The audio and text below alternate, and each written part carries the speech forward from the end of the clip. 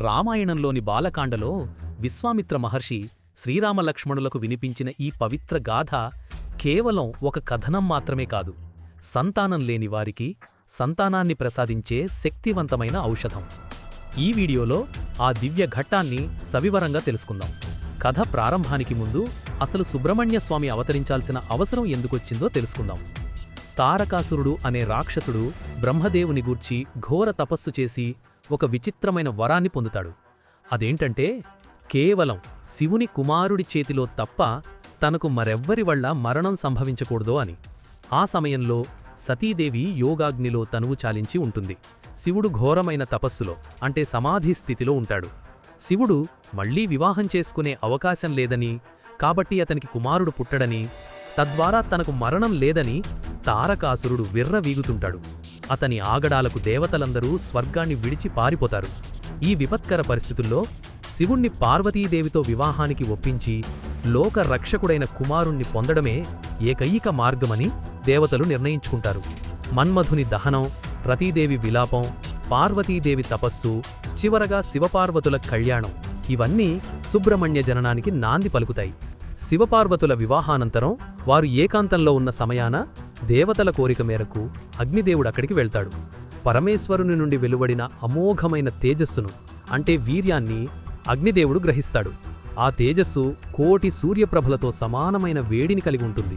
సర్వభక్షకుడైన అగ్నిదేవుడు సైతం ఆ వేడిని భరించలేక తల్లడిల్లిపోతాడు.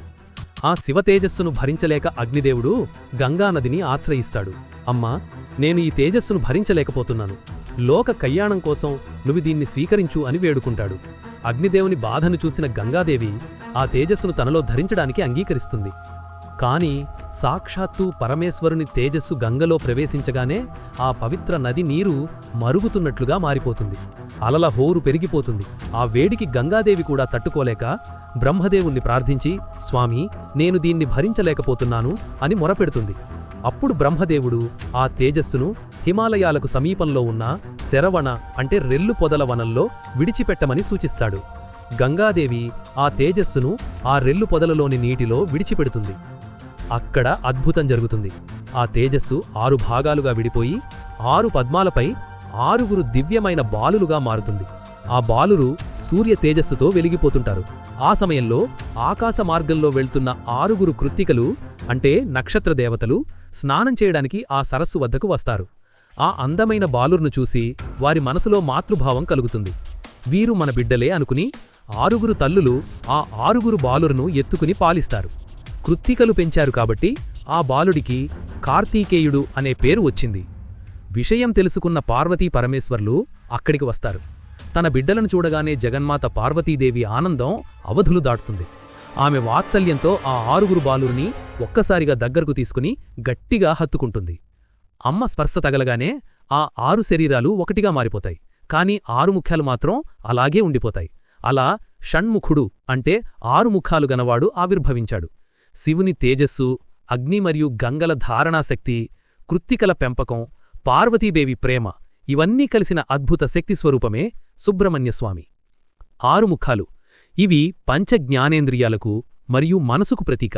వీటిని జయించినవాడే నిజమైన జ్ఞాని.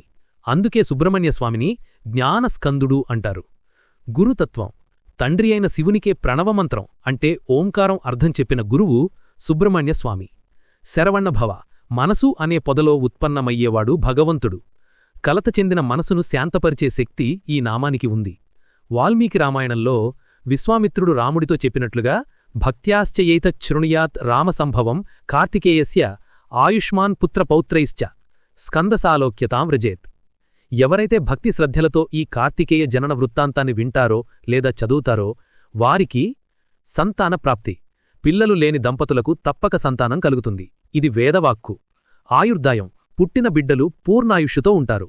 స్కందసాలోక్యం అంత్యకాలంలో సుబ్రహ్మణ్యస్వామి లోకాన్ని పొందుతారు. ఎంతోమంది దంపతులు ఈ ఘట్టాన్ని పారాయణం చేసి లేదా విని సత్ఫలితాలను పొందారు. ఈ షణ్ముఖోత్పత్తి వినడం ఒక దివ్యమైన అనుభూతి.